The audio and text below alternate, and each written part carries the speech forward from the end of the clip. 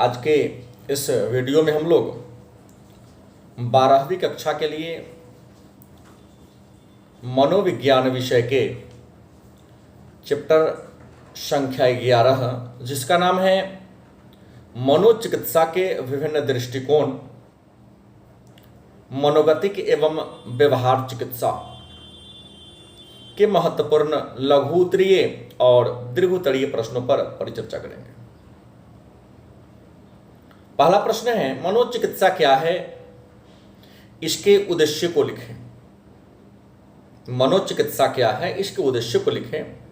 आपका उत्तर होगा मानव के व्यवहारात्मक विकास, विकृतियों के विकास, इसके मूल्यांकन, उपचार एवं शोध पद्धति के विषय में जानकारी प्राप्त कराना, जानकारी दिलाना मनोचिकित्सा कहलाता है।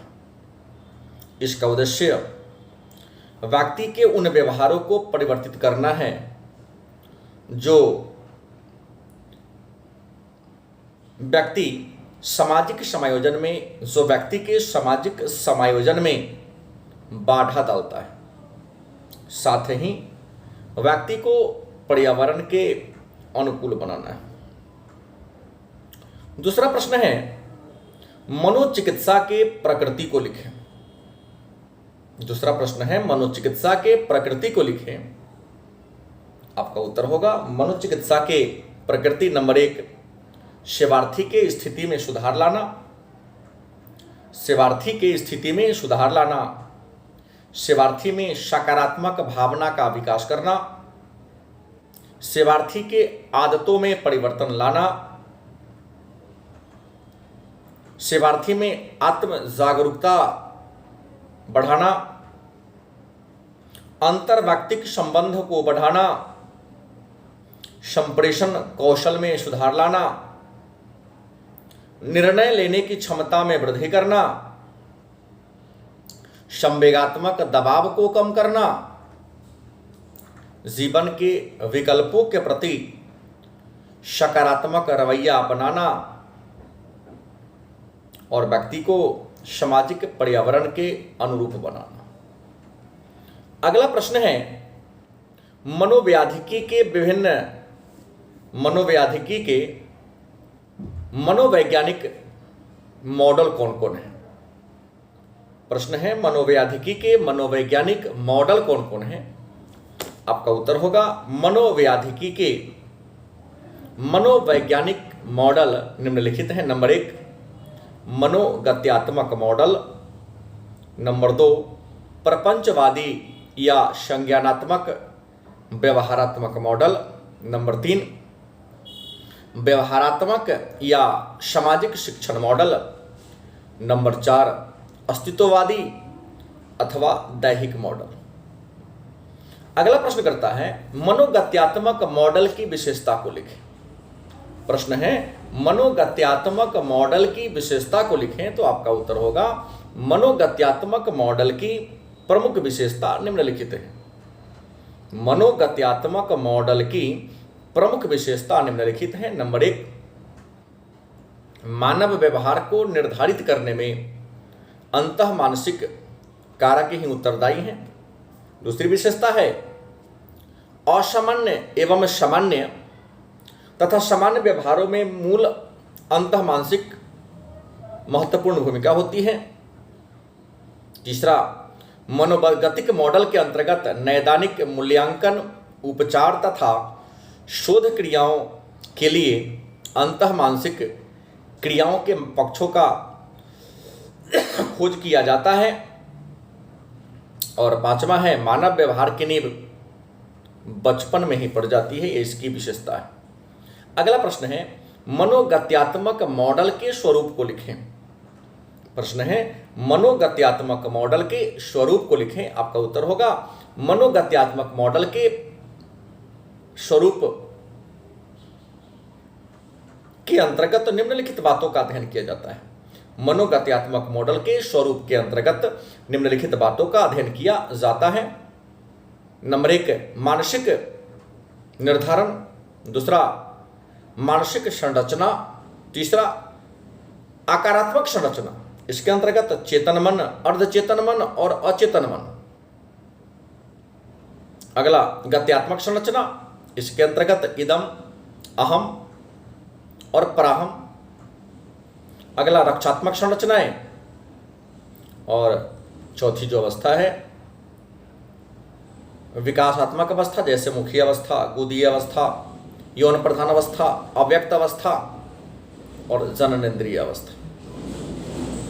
अगला प्रश्न है मनोगत्यात्मक मॉडल के गुण एवं दोषों को लिखें। मनोगत्यात्मक मॉडल के गुण एवं दोषों को लिखें। आपका उत्तर होगा मनोगत्यात्मक मॉडल के गुण और दोष इस प्रकार है। पहले गुण लिखेंगे, इसका संबंध मनोचिकित्सा से है। दूसरा मनोवैज्ञानिक, इसका प्रयोग नैदानिक मनोविज्ञान में करते हैं। तीसरा धर्म समाज विज्ञान मनोविज्ञान के क्षेत्र में इससे संबंधित कई बार अध्ययन हुए हैं। चौथा मानव व्यवहार को जानने के लिए गैर मनोविज्ञान भी इसका सहारा लेते हैं। इसके कुछ दोष हैं, जैसे इस मॉडल में मानव की जन्मजात क्षमता और संस्कृति के प्रभाव की उपेक्षा की गई है और मानव के चरित्र के नकारात्मक पक्ष पर जोर दिया गया है। दूसरा इदम, अहम और परहम में के भाव बहुत ज़्यादा आत्मनिष्ठ और अस्पष्ट होते हैं, जिससे पता लगाना संभव नहीं है। तीसरा यह मॉडल नैदानिक अनुभव पर आधारित है, जो केवल सामाजिक और आर्थिक स्थिति वाले रोगियों के लिए ठीक ठाक है। अगला प्रश्न है व्यवहारात्मक अथवा सामाजिक शिक्षण मॉडल क्या है। व्यवहारात्मक अथवा सामाजिक शिक्षण मॉडल क्या है, इसके प्रमुख तकनीक कौन कौन है। व्यवहारात्मक अथवा सामाजिक शिक्षण मॉडल क्या है, इसके प्रमुख तकनीक कौन कौन है। आपका उत्तर होगा सामाजिक शिक्षण मॉडल से। सामाजिक शिक्षण मॉडल से हमारा तात्पर्य उस मॉडल से है जो मॉडल एक व्यक्ति समाज में रहकर सीखता है। मतलब सामाजिक शिक्षण मॉडल वह से तात्पर्य उस मॉडल से है जो व्यक्ति समाज में रहकर सीखता है, क्योंकि मनुष्य एक सामाजिक प्राणी है। और सामाजिक शिक्षण मॉडल के प्रमुख तकनीक है व्यवहारात्मक तकनीक, सकारात्मक प्रबलन, विश्रांति की विधियां और अनन्य प्रतिरोध का सिद्धांत। अगला प्रश्न है निषेधात्मक प्रबलन क्या है। निषेधात्मक प्रबलन क्या है, आपका उत्तर होगा निषेधात्मक प्रबलन का तात्पर्य उन परिस्थितियों से है जिसमें अवांछित रूप से एक वैसी अनुक्रिया संलग्न हो जिसे जो कष्टकर हो या जिसे स्वीकार न किया जा सके। जैसे कक्षा का माहौल यदि शांत रखना हो तो बच्चे को डांट लगा दे ताकि वह शोर न मचाए और अच्छा से पढ़ता रहे। अगला प्रश्न सकारात्मक प्रबलन क्या है। सकारात्मक प्रबलन क्या है, उत्तर होगा सकारात्मक प्रबलन निषेधात्मक प्रबलन के ठीक विपरीत प्रकृति का प्रबलन है, जो अनुकूल व्यवहार की ओर इशारा करता है। उदाहरण के लिए एक कक्षा में बच्चा को यह कहा जाए कि जो समय पर गृह कार्य पूरा करेगा उसे पुरस्कार दिया जाएगा, तो पुरस्कार के लालच में आकर एक बच्चा अन्य सारे कार्य को छोड़ देता है और गृह कार्य को करने पर ज़्यादा बल देता है। तो इसे हम सकारात्मक प्रबलन के नाम से जानते हैं। और अंतिम प्रश्न है अन्योन्य प्रतिरोध, अन्योन्य प्रावरोध का सिद्धांत क्या है। अन्योन्य प्रावरोध का सिद्धांत क्या है, आपका उत्तर होगा अन्योन्य प्रावरोध का सिद्धांत। इस सिद्धांत के अनुसार दो परस्पर विरोधी शक्तियां, जब दो परस्पर विरोधी शक्तियां एक ही समय में उपस्थित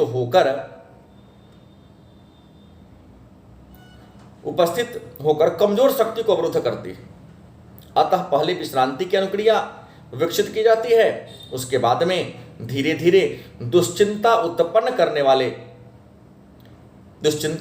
करने के लिए उसे सामने लाई जाती है एवं विश्रांति दुश्चिंता पर विजय प्राप्त कर लिया जाता है।